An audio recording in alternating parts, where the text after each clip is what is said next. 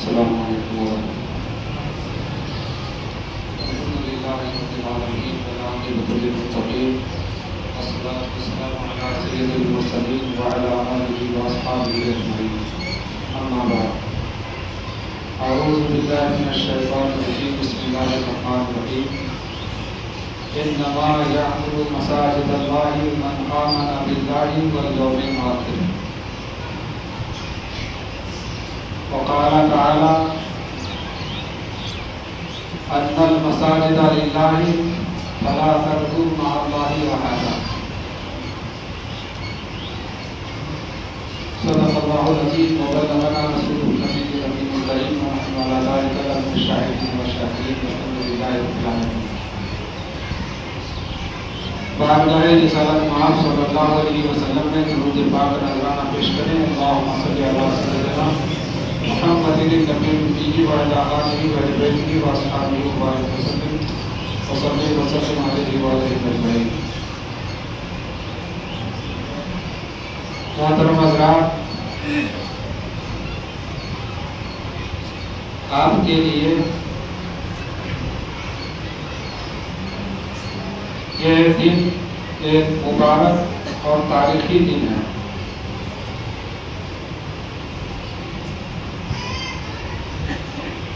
کیونکہ آج آپ نے وہ کام پورا کر کے دکھایا ہے جو ہر ایک کے نصیب میں نہیں ہوتا ہے۔ نماز مسجد میں پڑھی جاتی ہے، ہم اور آپ نماز پڑھتے ہیں مساجد میں، لیکن اپنے ہاتھوں سے تعمیر کر کے اس مسجد میں نماز پڑھنا یہ ایک تاریخی بات ہے۔ لوگ نماز پڑھتے ہیں، مسجد کس نے بنائی؟ باپ دادوں نے بنائی، آباء و اجداد نے بنائی۔ 100 سال ہو گئے، 200 سال ہو گئے، جتنے سال زیادہ ہوتے ہیں اتنے فخر کی بات ہوتی ہے۔ مگر آپ نے یہ کمال کیا، اللہ نے آپ کو توفیق دی کہ آپ اپنے ہاتھوں سے مسجد بنا کر اس میں نماز آپ پڑھنے کے لیے حاضر ہوئے، اللہ کی بارگاہ میں سربسجود ہونے کے لیے آئے۔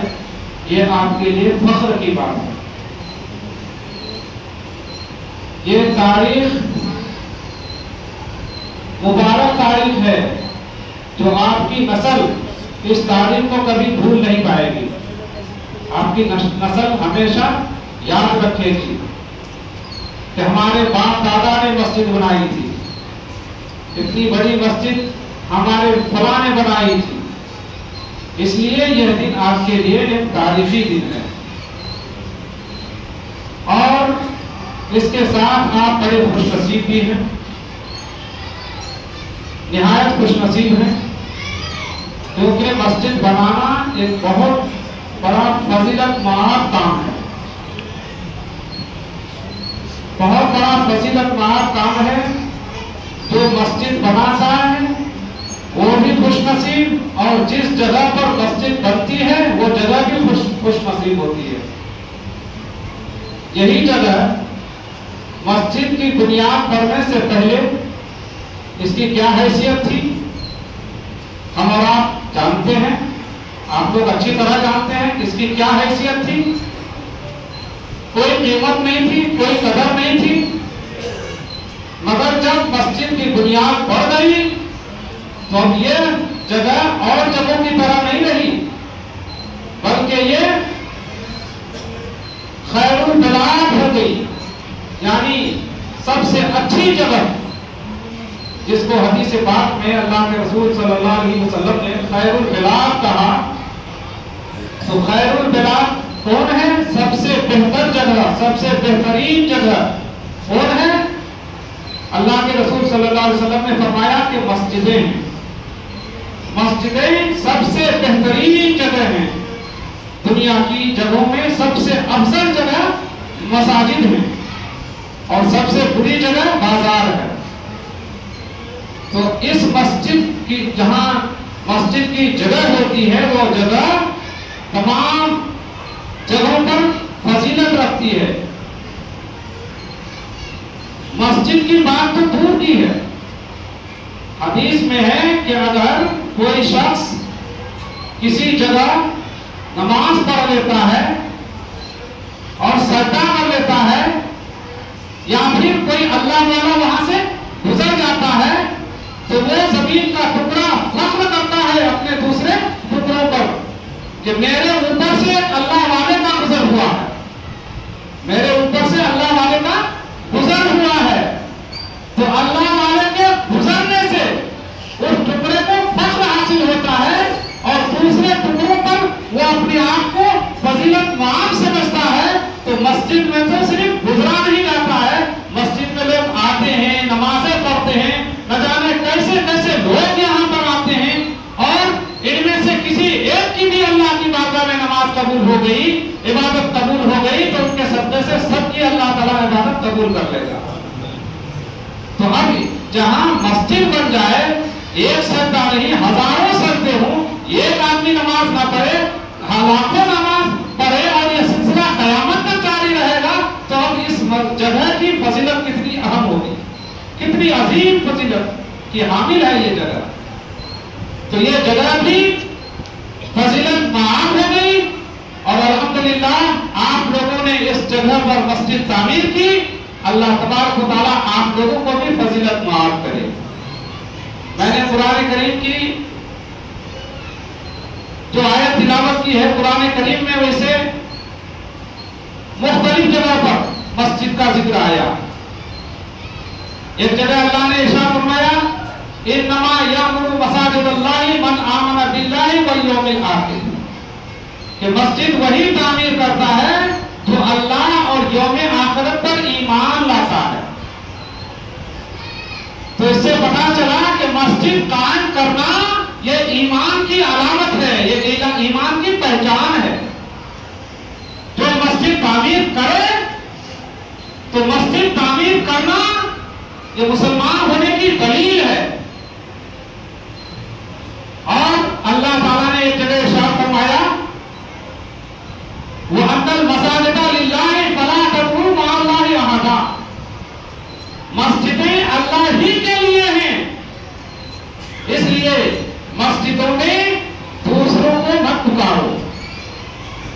مفسرین کرام فرماتے ہیں کہ اس کا مطلب یہ ہے کہ مسجدیں اللہ کے لیے ہیں, اللہ کی عبادت کے لیے ہے, نماز کے لیے ہے, قرآن کی تلاوت کے لیے ہے, ذکر و فکر کے لیے ہے, اور وظائف کے لیے ہے, درود کے لیے ہے, اور دینی امور کے لیے ہے, دینی کاموں کے لیے ہے. اس لیے مسجد میں دوسری بات مت کیا کرو, دنیا جہاں کی باتیں مت کیا کرو, لایانی باتیں مت کیا کرو. اس لیے کہ اللہ کے لیے اور اللہ کے ذکر کے لیے ہے. اس لیے مسجد میں اللہ اور اللہ کے ذکر ہی کی بات کرو اور اس مسجد کو استعمال کرو تو اللہ کے لیے, اللہ کی ذکر کے لیے, اللہ کی یاد کے لیے استعمال کیا کرو, اور دوسری دنیاوی چیزوں کے لیے نہیں, دنیاوی برسوں کے لیے نہیں. اور یہ جگہ اللہ تعالیٰ نے ارشاد فرمایا وَأَقِیمُوا وُجُوهَکُمْ عِنْدَ كُلِّ مَسْجِدٍ وَادْعُوهُ مُخْلِصِینَ لَهُ الدِّینَ, کہ مسجد جانے کے وقت جب مسجد جاؤ اپنے چہروں کو سیدھا کر لیا کرو, سیدھا کر لیا کرو, اپنا رخ سیدھا کر لو. اس کے بھی کئی معنی ہیں. رخ سیدھا کرو یعنی قبلہ کی طرف اپنا رخ کر لو, متوجہ ہو جاؤ. یہ رخ ہے ظاہری رخ, اور ظاہری رخ تو قبلہ کی طرف ہو, باطنی رخ بھی تمہارا قبلہ ہی کی طرف ہو, اللہ کی طرف ہو. یہ نہیں کہ چہرہ تو تم نے کر دیا قبلہ کی طرف اور تمہارا دل قبلہ کی طرف نہیں جھکا, اللہ کی طرف مائل نہیں ہوا, اللہ کی طرف متوجہ نہیں ہوا. تو نماز کے لیے حاضر ہو تو ظاہری اعتبار سے اپنا رخ بھی قبلہ کی طرف کرو اور باطنی اعتبار سے بھی اپنے دل کا رخ اللہ کی طرف کرو. کہ اللہ کو حاضر ناظر سمجھ کر کے عبادت کرو اور خلوص کے ساتھ عبادت کرو، خالصتاً لوجہ اللہ عبادت کرو، یہ قرآن نے حکم دیا۔ اور ہمارا حال کیا ہے ہم اچھی طرح سے جانتے ہیں، بہرحال وہ موضوع الگ ہے، آج مسجد کی فضیلت پر بات کرنی ہے۔ یہ 3 آیت میں نے آپ کے سامنے پیش کی۔ حدیث پاک میں حضور اکرم صلی اللہ علیہ وسلم نے ارشاد فرمایا، مشہور حدیث ہے، من بنا للہ مسجدا بنى اللہ لہ بیتا فی الجنہ، کہ جو اللہ کے لیے مسجد بناتا ہے، جو اللہ کے لیے مسجد بنائے گا، اللہ اس کے لیے گھر بنائے گا، جنت میں گھر بنائے گا۔ اللہ کے لیے وہ مسجد بنائے گا تو اللہ اس کے لیے جنت میں گھر بنائے گا، اور ایک روایت میں ہے مثلہ، یعنی اسی طرح کا ایک گھر اللہ جنت میں بنائے گا۔ اب دیکھیے یہ مسجد جو آپ لوگوں نے بنائی کسی ایک نے نہیں بنائی، ہزاروں لوگوں کا تعاون اس میں شامل ہے، ہزاروں لوگوں کا تعاون ہے۔ ویسے تو زمین وقف کی کسی نے، پھر چندہ دیا لوگوں نے، کسی کا پیسہ، کسی کی محنت، کسی کی کاوش، کسی کا ارادہ، کسی کا مشورہ، تو جتنے لوگ اس مشورے میں، محنت میں، تامے دنوں قدم سخنے، جس طرح سے بھی مسجد کی خدمت کی ہے، تو اللہ کے رسول صلی اللہ علیہ وسلم نے فرمایا کہ من بنا مسجدا للہ بنى اللہ لہ بیتا فی الجنہ، جو بھی مسجد بنائے گا اس کے لیے اللہ جنت میں گھر بنائے گا۔ تو یہ نہیں کہ ایک آدمی خالی بنائے مسجد تب اس کو جنت میں گھر ملے گا، ایسا نہیں ہے، بلکہ اگر ایک ہی آدمی مسجد بنا دے تو یہ بہت بڑی بات ہے، یہ بہت بڑی بات ہے، بہت فضیلت کی بات ہے، اس کو تو گھر ملے گا ہی جنت میں۔ اب اگر ایک نے نہیں انیک نے مل کر کے اگر مسجد بنائی ہے، ہزاروں لاکھوں کروڑوں لوگوں نے مسجد میں تعاون کر کے مسجد کی تعمیر کی ہے، تو اللہ تبارک و تعالیٰ ہر ایک کو جنت میں گھر عطا فرمائے گا، ہر ایک کو اللہ گھر عطا فرمائے گا۔ اگر ایک اینٹ بھی لگا دی کسی نے، ایک اینٹ کا پیسہ بھی دے دیا ہے اور خالصۃ لوجہ اللہ دیا ہے، اللہ نے قبول کر لیا، تو دیا ہے ایک اینٹ اور وہاں ملے گا ایک گھر، پورا گھر ملے گا اس کو۔ اگر کسی نے 1 درہم دیا، 1 روپیہ دیا، کسی نے مشورہ بھی دے دیا، اللہ تبارک و تعالیٰ کے فضل سے یہ بعید نہیں ہے، بلکہ اللہ تبارک و تعالیٰ قادر مطلق ہے، اللہ کا فضل دے پایا ہے کہ اللہ تبارک و تعالیٰ اس ایک مشورہ کے صدقہ سے جنت میں اس کو گھر عطا فرمائے گا، ایک مشورہ کی وجہ سے، کیونکہ اللہ نے جو تعمیر کا ذکر فرمایا ہے، انما یامر مساجد اللہ، جو مسجدیں تعمیر کرتا ہے، تو تعمیر صرف اس کا نام نہیں ہے بلڈنگ کھڑی کرنا، اچھا مکان بنا دینا، خوبصورت گھر سجا دینا، تعمیر صرف اس کا نام نہیں ہے۔ تعمیر کے اندر وہ ساری باتیں آ جاتی ہیں جس سے بھی مسجد کو فائدہ ہوتا ہے اور جس سے بھی مسجد کو زینت ہوتی ہے، وہ ساری چیزیں اس کے اندر شامل ہو جاتی ہیں۔ یہاں تک کہ اگر کوئی شخص نماز پڑھتا ہے تو نماز پڑھنا بھی تعمیر ہے، مسجد میں جھاڑو دیتا ہے، جھاڑو دینا بھی تعمیر ہے، مسجد کی صاف صفائی کرتا ہے، صاف صفائی کرنا بھی تعمیر ہے، مسجد میں تلاوت کرتا ہے، وہ تلاوت بھی تعمیر ہے، مسجد کے فائدے کے لیے اور اللہ کو راضی کرنے کے لیے جو بھی کام کیا جائے گا مسجد کے لیے وہ تعمیر میں شمار ہوگا۔ اور اللہ تبارک و تعالیٰ کا وقت کی رحمت بے انتہا ہے، اللہ کا فضل بے شمار ہے، اللہ تبارک و تعالیٰ کسی کو دینے میں بخل نہیں کرتا ہے۔ تو اگر کوئی شخص بھی مسجد کے لیے کوئی بھی کام کرتا ہے تو اللہ تبارک و تعالیٰ اس کے لیے جنت میں گھر بناتا ہے۔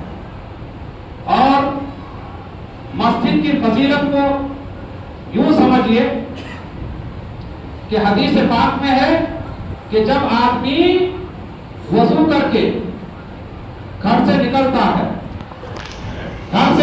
ہے تو اس کے ہر قدم کے بدلے میں ایک گناہ مٹا دیا جاتا ہے، ایک نیکی اس کے نامے اعمال میں لکھی جاتی ہے اور ایک درجہ بڑھایا جاتا ہے۔ تو اب لوگ جتنے دور دور سے آئیں، کتنے قدم ہوں گے، جتنے قدم زیادہ ہوں گے اتنی نیکیاں زیادہ ہوں گی، اتنے گناہ معاف ہوں گے، اتنے درجہ بلند ہوں گے۔ تو یہ کس کے لیے ہے؟ جو مسجد کے لیے گھر سے نکلتا ہے اس کے لیے۔ تو جب مسجد کی نیت سے، مسجد کے ارادے سے کوئی گھر سے نکلتا ہے تو اس کا اجر شروع ہو جاتا ہے، ثواب کا سلسلہ شروع ہو جاتا ہے، گناہ مٹنا شروع ہو جاتا ہے۔ اور یہ کیوں ہوا؟ کس کی وجہ سے ہوا؟ مسجد کی وجہ سے، مسجد کی وجہ سے۔ تو اب اس سے آپ سمجھ سکتے ہیں کہ مسجد کی فضیلت کتنی اونچی ہے۔ اب پھر جب مسجد آ گیا، پھر مسجد میں جب تک رہے گا بیٹھا ہوا، چاہے وہ نماز نہ پڑھے، نماز کے انتظار میں بیٹھا ہی رہے، تو اس کو نماز پڑھنے کا ثواب ملے گا۔ بیٹھا ہے آدمی آ کر کے، اس کو نماز کا ثواب ملے گا۔ اور پھر مزید یہ کہ فرشتے اس کے لیے دعا کرتے ہیں، اللہم اغفر لہ، اے اللہ اس کی مغفرت کر دے۔ یہ گھر سے نکل کر کے مسجد آیا ہے نماز پڑھنے کے لیے، اے اللہ اس کی مغفرت کر دے، ورحم ہو، اے اللہ اس پر رحم بھی فرما، اپنی رحمتوں کا نزول فرما اس پر۔ کون دعا کر رہے ہیں؟ فرشتے دعا کر رہے ہیں، اور فرشتوں کی دعا اللہ کی بارگاہ میں مقبول ہی مقبول ہے۔ تو یہ ثواب کس کو مل رہا ہے؟ جو مسجد کے لیے آ رہا ہے، مسجد میں آ رہا ہے۔ تو مسجد کی فضیلت کتنی ہوگی؟ یہ مسجد کے ارادے سے جب نکلتا ہے تو اللہ تعالیٰ اتنا ثواب عطا فرماتا ہے، تو پھر مسجد کا مقام کتنا اونچا ہوگا۔ تو حضرات گرامی، احادیث میں بے شمار فضیلتیں مساجد کی بتائی گئی ہیں۔ حضور اکرم صلی اللہ علیہ وسلم نے ارشاد فرمایا کہ جو شخص صبح اور شام مسجد جاتا ہے تو اس کے ایمان کی تم گواہی دے دو کہ وہ مومن ہے۔ صبح و شام مسجد آنے والا، یعنی 5 وقتہ نماز پڑھنے والا اور مسجد سے محبت کرنے والا، مسجد سے تعلق رکھنے والا، وہ مومن نہیں ہوگا تو ایک مومن ہوگا۔ تو صبح و شام مسجد آنا جانا کرے، مسجد سے دل لگائے، مسجد سے محبت کرے، تو اللہ کے رسول صلی اللہ علیہ وسلم نے فرمایا ہے کہ وہ مومن ہے، اس کے ایمان کی تم گواہی دو۔ اور پھر حضور صلی اللہ علیہ وسلم نے ارشاد فرمایا کہ جو شخص صبح و شام مسجد آتا ہے تو اللہ تبارک و تعالی جنت میں اس کی مہمانی فرمائے گا، مہمان نوازی فرمائے گا اس کی۔ سبحان اللہ، جنت میں مہمان نوازی کس کے لیے؟ جو مسجد آتا ہے۔ بہت طرح سے اللہ کے رسول صلی اللہ علیہ وسلم نے مسجد کی فضیلتیں بتائی ہیں، اور خود حضور اکرم صلی اللہ علیہ وسلم نے مسجد کی تعمیر کی، اور یہ ارشاد فرمایا کہ مسجد جو شخص تعمیر کرتا ہے، اگرچہ چھوٹی سے چھوٹی مسجد کیوں نہ ہو، حدیث میں ہے کہ چیل کے گھونسلے کے برابر بھی اگر کوئی مسجد تعمیر کرتا ہے، چیل کے گھونسلے کے برابر، چیل کا گھونسلہ کتنا چھوٹا ہوتا ہے، من بنا مسجدا للہ کمفحص قطاطین، چیل کے گھونسلے کی طرح اگر کوئی مسجد بناتا ہے تو اللہ تبارک و تعالیٰ اس کے لیے جنت میں عالیشان گھر بناتا ہے، عالیشان گھر بناتا ہے۔ تو اگر ہم چھوٹی مسجد بنائیں یا بڑی مسجد بنائیں، اللہ تبارک و تعالیٰ اجر عظیم عطا فرماتا ہے۔ اور ایک حدیث سنا کر کے پھر میں بات آگے بڑھاتا ہوں، بلکہ آپ سبھی جانتے ہیں جب مسجد میں کوئی آتا ہے، داخل ہوتا ہے، تو مسجد کی دعا، داخل ہونے کی کیا دعا ہے؟ اللہم افتح لی ابواب رحمتک۔ اور جب مسجد سے نکلتا ہے تو نکلنے کی کیا دعا ہے؟ اللہم انی اسألک من فضلک۔ جب داخل ہوتا ہے تو اللہ کی رحمت کے دروازے کو کھولنے کی دعا کرتا ہے، اے اللہ میرے اوپر اپنی رحمت کے دروازے کھول دے۔ اپنی رحمت کے دروازے کھول دے اور جب نکلتا ہے تو پھر کہتا ہے اللہم انی اسألک من فضلک، اے اللہ میں تیرے فضل کا سوال کرتا ہوں، میں تجھ سے تیرا فضل مانگتا ہوں، میں تیرا فضل چاہتا ہوں۔ جب آیا تو رحمت کے دروازے کھول دے، عرض کیا، اور جب جا رہا ہے تو سوال ہو رہا ہے تیرے فضل کا، ہے اللہ میں تیرے فضل کا سوال کرتا ہوں۔ اب دونوں میں کیا حکمت ہے؟ ذرا یہ حکمت سمجھیے، ایک ہے رحمت اور ایک ہے فضل، دو چیزیں۔ رحمت کہتے ہیں باطنی نعمتوں کو، باطنی نعمت جیسے ایمان ہے، یقین ہے، صدق ہے، خلوص ہے، اور اللہ تبارک و تعالیٰ کی فکر ہے۔ یہ جو چیزیں ہیں، محبت، اللہ کی محبت، اللہ کے رسول کی محبت، دین کی محبت، تقویٰ، طہارت، پاکیزگی، دل کی صفائی، یہ ساری چیزیں کیا ہیں؟ باطنی نعمتیں ہیں۔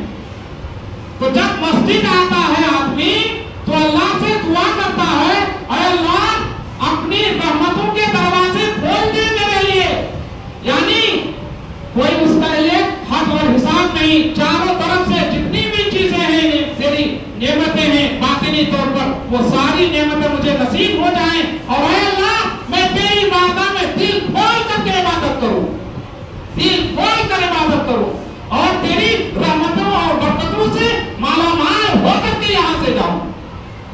اور جب جاتا ہے تو فضل کا تلاش کرتا ہے، اور فضل کہتے ہیں کس کو؟ ظاہری نعمتوں کو۔ ظاہری نعمت یعنی رزق مانگتا ہوں، مال مانگتا ہوں، دولت مانگتا ہوں، اور گھر مانگتا ہوں، اولاد مانگتا ہوں، دکان مانگتا ہوں، جو بھی چیزیں ہیں، مگر وہ کیا کہ اے اللہ یہ چیزیں حاصل تو ہوں مگر تیرے فضل سے ہوں، اور جس سے تو راضی رہے۔ مطلب یہ ہے کہ دولت ملے، وہ دولت جس سے اللہ تو راضی ہو۔ اے اللہ مجھے دکان ملے، وہ دکان جس سے تو اور تیرا رسول راضی ہو۔ اے اللہ مجھے مال وہ ملے جس سے تیری رضا حاصل ہو، تیرے رسول کی رضا حاصل ہو۔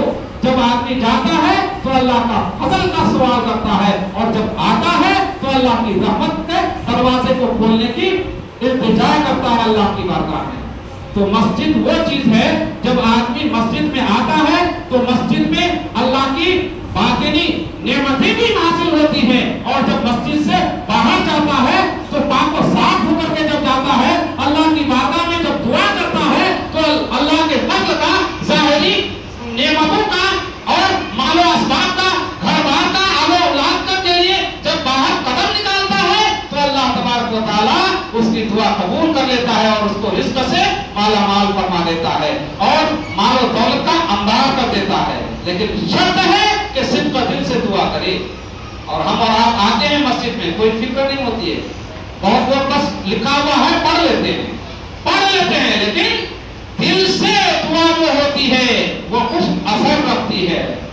تو حضرات گرامی، مسجد کی بے شمار فضیلتیں ہیں، اور اللہ تبارک و تعالیٰ کا کرم ہے کہ آپ نے یہ مسجد تعمیر کی۔ اور مسجد دیکھیے، ایک حدیث ہے کہ من سننا سنتن حسنتن فلہ اجرہا و اجر من عمل بہا۔ جو کوئی بھی نیا کام کرے، نیا طریقہ اختیار کرے، نیا طریقہ قائم کرے یا نئی چیز قائم کرے تو اس کا ثواب اس کو ملتا ہے، اور پھر قیامت تک جتنے لوگ اس پر عمل کریں گے سب کا ثواب اس کے نام اعمال میں لکھا جاتا رہے گا۔ اب اس حدیث کی روشنی میں سمجھیے کہ آپ لوگوں نے دامے درمے قدمے سکنے جو خدمت کی ہے، مسجد کا تعاون کیا ہے اور مسجد کی مدد کی ہے، تو اس کا ثواب یہ سلسلہ بند نہیں ہونے والا ہے، قیامت تک مسجد رہے گی، قیامت تک جتنے بھی لوگ نماز پڑھنے کے لیے آئیں گے ہر ایک کے قدم کے بدلے میں اللہ تعالیٰ ایک گناہ مٹاتا ہے، ایک نیکی لکھتا ہے اور ایک درجہ بلند کرتا ہے۔ یہ ثواب قیامت تک آپ کے نام اعمال میں لکھا جاتا رہے گا۔ یہ کتنے بڑے فخر کی بات ہے، اس لیے حضرات گرامی مسجد آپ نے بنائی بہت اچھی بات ہے، لیکن مسجد کا کام ابھی تک ناتمام ہے۔ خاص طور پر کام تو چلتا رہے گا، کام چلتا رہے گا، مگر جو ضروری کام ہے اس کی طرف میں آپ کو اشارہ کر رہا ہوں۔ جیسے کمیٹی کے لوگوں نے مجھے بتایا کھڑکی دروازہ لگنا ضروری ہے، یہ آگے یہ چھت ڈھلنا ضروری ہے۔ کھڑکی دروازے میں کتنی کھڑکیاں ہیں، کتنے خرچ ہوں گے؟ میرے خیال سے وقت نہیں ہے، ٹائم ہو گیا ہے، کیونکہ حضرت کا بھی ابھی بیان ہوگا تو